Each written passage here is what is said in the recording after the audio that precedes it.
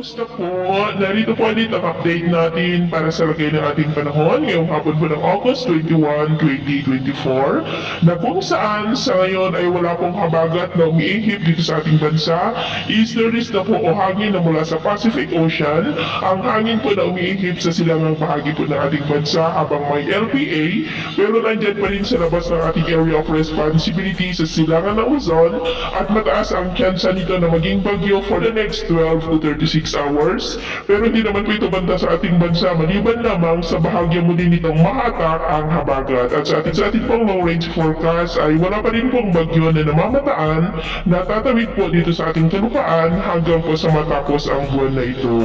At sa lagay ng ating panahon ngayong hapon ay maayos ang panahon sa malaking bahagi ng ating bansa pero may tsansa pa rin ng maulap na kalangitan with isolated rain sa ilang bahagi ng Ilocos Region, Cordillera, ilang bahagi ng Cagayan Valley, Central Luzon, Metro Manila, Calabarzon, Mimaropa, ilang bahagi ng Bicol Region, Panay Island, Negros, Cebu, ilang bahagi ng Leyte, Samar Provinces, Sulu Archipelago, Zamboanga Peninsula, Northern Mindanao, Caraga, Davao Region at Sorsogon na posibleng magtuloy-tuloy ang mga isolated rains sa ilang bahagi po ng ating bansa hanggang mamayang gabi kaya mag-ingat pa rin po tayo sa posibleng banta pa rin ng mga pagbaha at pagguho ng lupa.